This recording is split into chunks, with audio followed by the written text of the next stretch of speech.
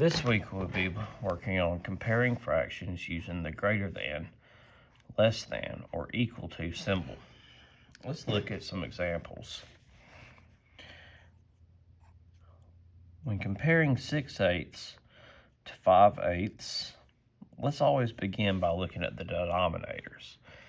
Each fraction has a denominator of 8. Therefore, the whole has 8 parts.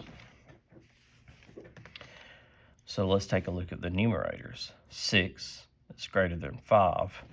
Therefore, 6/8 is greater than 5/8. What about if we're looking at 2/6 compared to 4/8? We're going to look at several different ways to do this. First of all, the denominators are not the same, so we can't simply judge by looking at the numerator and choosing the greater numerator.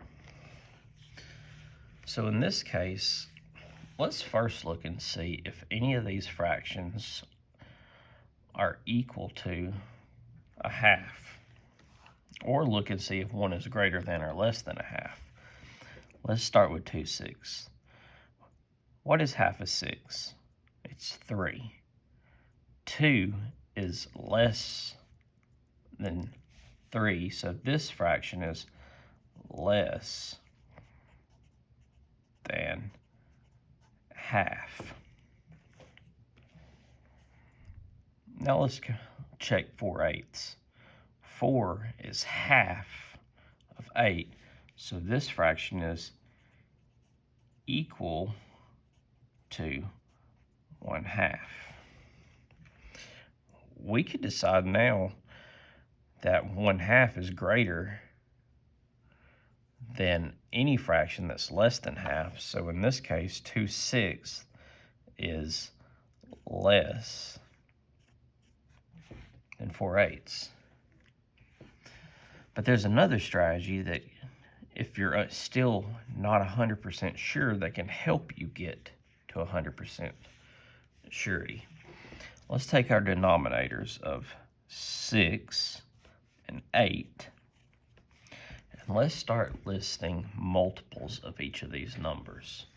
I usually start with the first 5 multiples of each. 6 times 1 is 6. 6 times 2 is 12. 6 times 3, 18.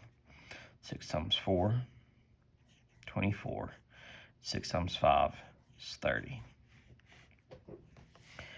Now let's look at our multiples of 8. 8 times 1 is 8. 8 times 2, 16. 8 times 3, 24. 8 times 4, 32. 8 times 5 is 40. Let's see if we got a matching multiple anywhere.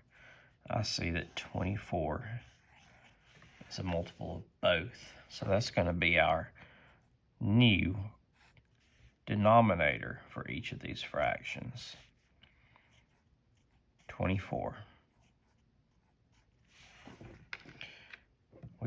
Now we're going to generate an equivalent fraction for 4/8 and 2/6. Let's start with 2/6. 6 times what equals 24? 6 times 1, 2, 3, 4. And remember, our rule for generating equivalent fractions is what you multiply the denominator by, multiply the numerator by. 2 times 4 is 8. 8. Now let's go to 4/8. 8 times what is 24? 8 times 1, 2, 3 is 24. So following the rule of generating equivalent fractions, got to multiply the numerator by 3. And this is 12. So now we can see that 8/12 is equivalent to 2/6, and 12/24 is equivalent to 4/8. We have common denominators now, so we can look and see that 8 is less than 12, therefore 8/24 is less than 12/24. Let's look at a few more. Now we're going to look at 3/5 and 1/3. This is another one that we can start by looking and seeing, is either one of these fractions greater than, less than, equal to a half? Let's see what's half of 5. Half of 5 would technically be 2.5. But we've got 3 out of 5, so it's a little over halfway. So 3/5 is over half. Now let's compare that to 1/3. What's half of 3? 1.5 is actually half of 3. But all we have is 1/3, so that's slightly less than half. So this is less than half. So we could stop there and say 3/5 is greater than 1/3. But maybe we want to use common denominators just to make sure. Let's take our denominator of 5, denominator of 3, and list the first 5 multiples. 5 times 1 is 5. 5 times 2 is 10. 5 times 3 is 15.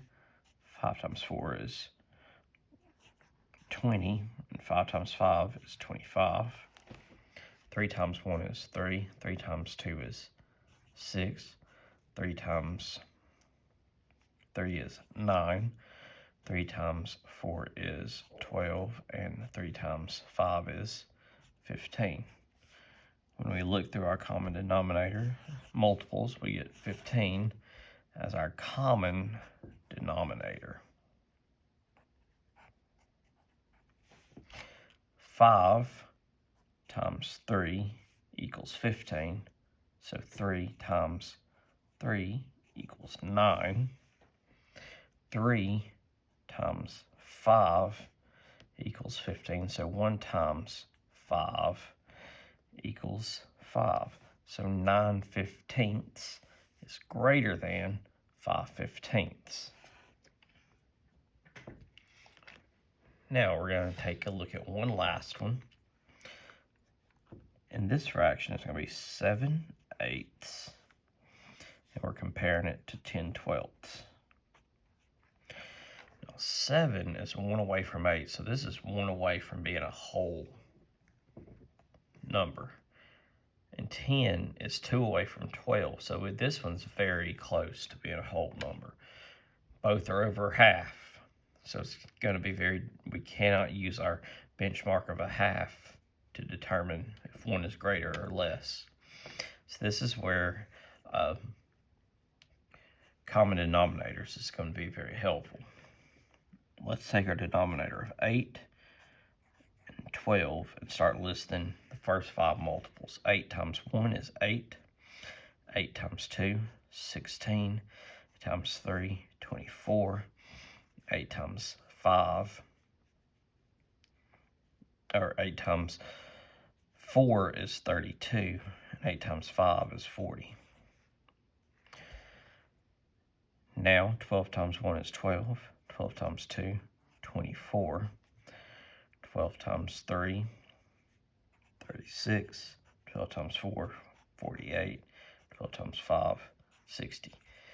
Now, if you find a matching denominator earlier before listing 5 of each, you don't have to continue listing all 5. We could have stopped right here if we automatically knew it was 24. So our new denominators is going to be 24. 8 times 1, 2, 3 is 24. So 7 times 3 is 21. And now 12 times 2 is 24. So 10 times 2 is 20. And now we got 21/24 is equal to 7/8, and 20/24 is equal to 12/10. We got two matching denominators, so let's look at our numerator. 21 is greater than 20, so therefore 21/24 is greater than 20/24. Thank you, and I hope this helps.